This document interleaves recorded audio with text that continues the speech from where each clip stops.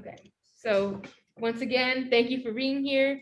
And our first question, if you could give us a introduction of who you are, your pronouns, and what your connection to DPSCD, and why did you decide to run for school board? Well, my name is Monique Bryant. I am a DPS graduate, class of 1986 at Cass Tech. I attended Priest Elementary School, Munger, and Rudderman Middle School. I am a parent of a CMA Communications Media Art graduate, class 2020. I have a incoming 9th grader attending Cass Tech.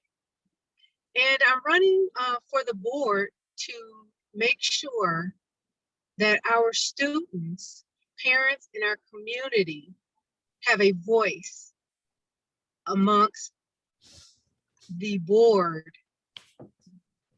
and to make sure that the board includes those things that we would like to see happening for our students here in Detroit.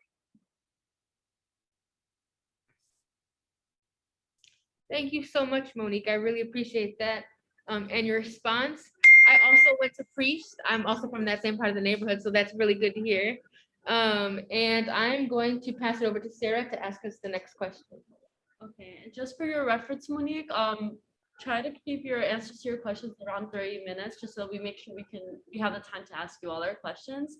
Okay. The question I wanted to ask you is, outside of involvement within board meetings and attendance of board meetings, how would you engage the community, specifically students and parents, in decision-making for the schools? Well, currently, the schools have a PTA or PTSA. We also have SACS, which are the acronym for School Advisory Committee, which consists of 19 individuals that are parents, administrators, teachers, and community members. So first and foremost, that is how parents in the community, along with students, have the opportunity to engage our board.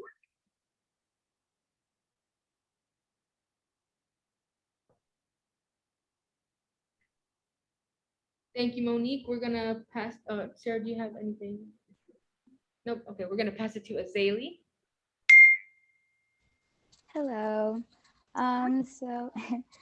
We know that the school board has a policy in place about the possession of weapons in schools, but there is an exception to weapons under the control of law enforcement personnel and items approved by the building principal as part of class or presentations. So in light of the recent gun violence that we're seeing, do you think that the policy should change to not allow any weapons in or around the school for anyone? Well, I'm going to defer answering that because I have not been fully aware of that gun policy to that degree that I would not want to make an uninformed comment at this time. Okay, thank you. Perfect. And now we're going to, oh, is there a follow-up question? Oh, perfect. We'll pass it to Juanita then. Yes. So again, thank you. The state's 2023 budget includes $150 million for mental health within schools. Do you believe that this is an appropriate amount? And what do you want to see done with those funds in DPSCD? The amount, I believe, is one that is doable. I would like to see more counselors in our school. And currently the policy is maybe one per school. I'd like to see more than one, perhaps 3 counselors. I'd also like to see more nurses. So we have DPSCD currently for this upcoming school year is going to have at least 1 nurse in every school. But I believe we need 1 to 3 nurses. Some are handling medical issues. I myself have been involved with my student needing mental health. And so a nurse who has a background in that, I think, would be critical. And then you have our special needs population of students who may be taking medication in school or having some other difficulties and challenges while in the building. So I think we need to not have one nurse, trying to oversee that. So additional nursing staff and definitely more social workers that handle different areas specifically as to the population of each school. Thank you so much for that answer. And now we have a question from Serby. So, in what ways do you think that the DPSCD should make school curricula more diverse and representative of the student body that is within the DPSCD? Well, when we speak of diversity, I definitely think that is on the table. But for now, we need to be focused on enacting a curriculum that is addressing the issues currently. So we have our 4 core, of course, ELA, history, math, and science. But our students are without extracurricular activities. It's supposed to be mandated that in each school we have a art and music program, and that's currently not happening. Some schools are without those. So yes, I agree with bringing in more extracurricular classes that could possibly, fill in those areas and those gaps and make a student more well-rounded. But for right now, our focus needs to be on addressing curriculum that gets our reading levels up, our math, our two main things that we need to focus on. Definitely. And next we have a question from Afiza. Thank you again for doing this interview. And I would like to ask what your stance is on the current uniform policy in DPSCD. Do you agree that the policy should remain, or do you agree that it should be removed? And in addition to that, how do you feel about the dress code? As a parent, this year, dress codes will be different at every school. Based upon the administrators and possibly if the PTAs, if schools had them, parents would have had the opportunity to ring in on it. Specifically, my student is attending Cass Tech, so it is a dress code that is more to the leisure side. So they are being allowed to wear jeans without any exposure of the flesh. So I'm a parent that I would agree with that. I want students to be comfortable, but also I don't believe that the focus should be on uniform policy as wide as, okay, you've got to wear this color, you've got to wear these type of pants, unless we're going to address the inequities that some parents may be challenged to purchase specific uniforms, but then we have funds in place from DPSCD existing that I do think would help offset, some of these costs that parents experience, especially in the K through 8. But high schoolers, there's been a lot of discussion surrounding them being able to, articulate their identity through their clothing. And as long as it's not offensive, and we're adhering to the, policy of exposure of the body, I'm comfortable with that.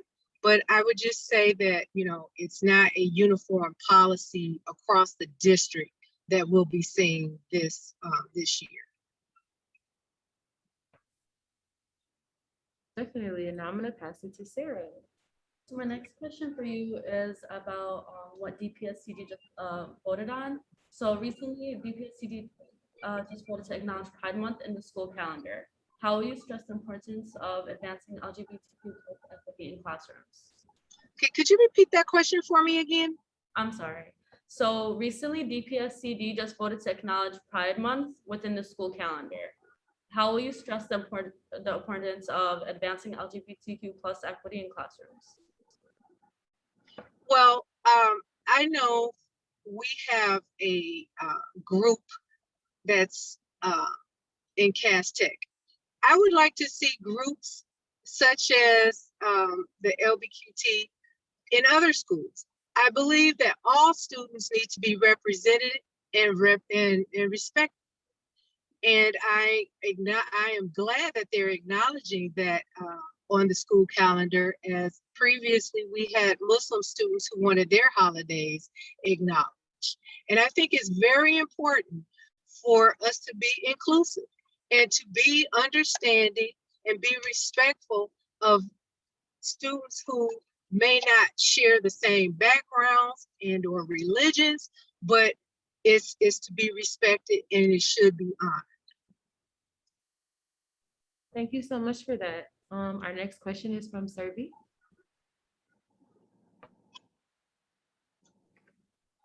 In what ways do you think DPSCD should make, I'm sorry, I said that. How would you increase language accessibility within DPSCD schools and in communication with families? Okay, so can you give me a specific, I mean, it's kind of a general question, but are you, can you give me some more specific? In DPSCD, there are a lot of diverse students who have families that have language barriers and they don't get information that most students would get. How would you be able to like remove that barrier of the language barrier between the school and the families? So would you know, asking me that question, how many different nationalities that we have in the school district? And if you've had an opportunity to view their website to see what type of services and communication they offer?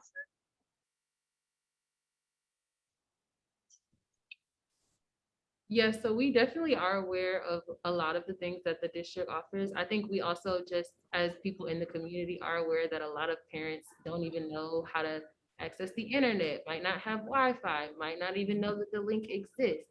So I guess our question is kind of getting at, how as a board or how as a board member will you make it a priority, or do you see the importance of trying to go that extra mile for the parents who might not have accessibility to those websites, who might need a little extra help from the district in getting some information that is super easily accessible if you speak English?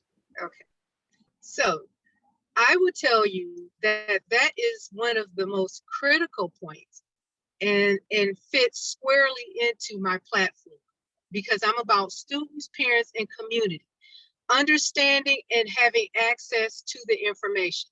And I was glad to see that you have viewed their website, because I view it several times. Now, when we talk about individual schools, with different population mixes, the district will offer translation of material. They do offer in general meetings, if requested, you could have a translator there. My stance is this: if you have a significant population, say in the southwest side where it might be heavily Hispanic, I believe we should be doing more. We should have translators, not by request, but at the school, because you never know when a parent is going to walk into the school and needs translation. You have often, I've witnessed students coming in for enrollment and trying to translate to their parent what is being told to them. And it's very frustrating for the parent. And I have said, okay, what are we doing about this? Well, you may have someone in the school that speaks Spanish that could translate. But what of our Bengali, our Arabic population? There's so much room for improvement when it comes to communication. I don't know this for sure, but DPSCD also uses robocalls. So as a parent, I get robocall in English, but I'm not sure that my other parents who are non-English speaking get robocalls that are translated in their language. And that would be one of the things, if I'm elected on the board, that I would definitely be making sure that that piece is in place.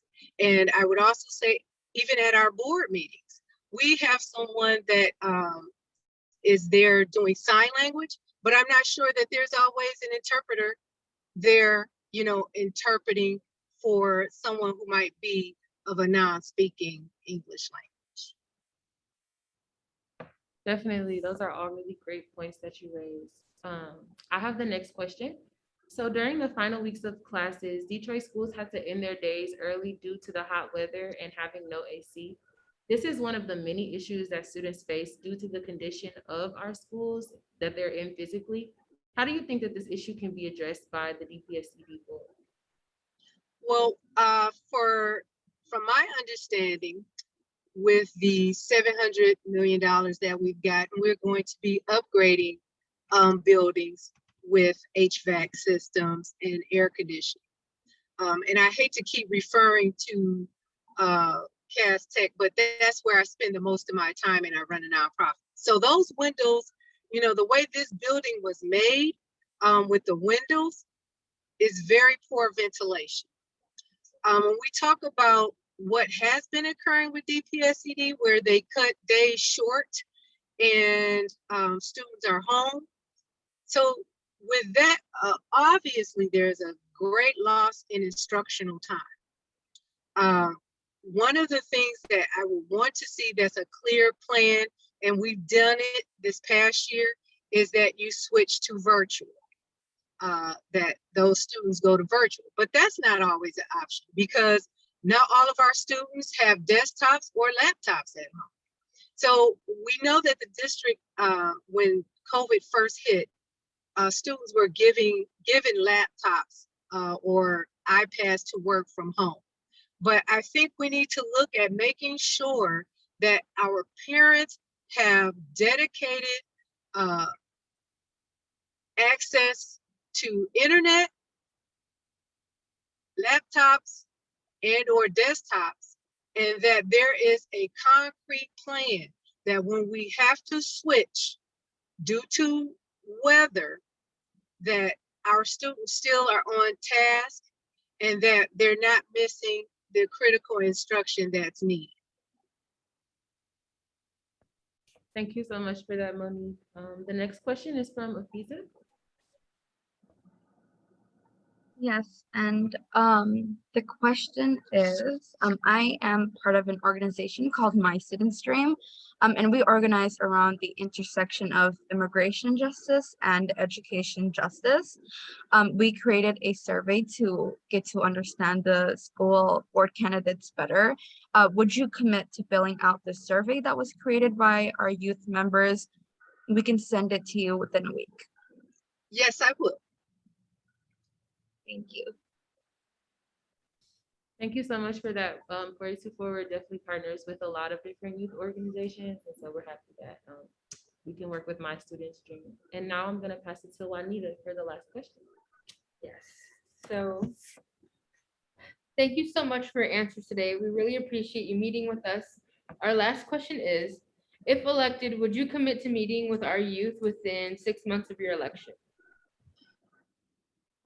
Absolutely. Working with youth is what I do every day as a parent, as a volunteer in the district, and also with the nonprofit that I run. So that is the core of my entire platform, working for students, parents, and the community. And we would be really excited to work with you. Yeah, absolutely. Just to jump off what Imani was saying, like that is something that we are really hoping for with our youth, is that they get to work with the school board and they get to meet with them and make sure that schools are meeting our students' needs. Absolutely, because we're here to serve them. That's the most critical piece that sometimes people, forget. This isn't a political office. This is about doing the work to educate the children that are in this city. And that is foremost and unequivocally my goal once I'm elected for school. Great, thank you so much for that then, Monique. I don't know if there's anything else that you wanted to add, anything you wish that we asked you or that you thought you might talk about coming into this, but those are all of our questions and we're really grateful that you joined us today. Well, I just had a question. Are you all Detroit residents, and do you or have you attended DPSCD schools? Yeah, so we've all now graduated, so we're kind of helping the young people, but we all attended schools in Detroit. I went to Renaissance. I did elementary and middle in public school, and then I went to Detroit Cristo Rey in Southwest. And then I went to a public school until I got shut down, and then it was replaced by charter, so I ended up going to that charter school. Well, good. I'm glad to see that you all are reflective of the very students that are in this district. And so I thank you for the opportunity to be interviewed by you all. And listen here, you just keep fighting for the justice and the equity of students coming behind you. And thank you so much and have a good afternoon. Thank you. You do the same. Okay. Bye-bye. Bye.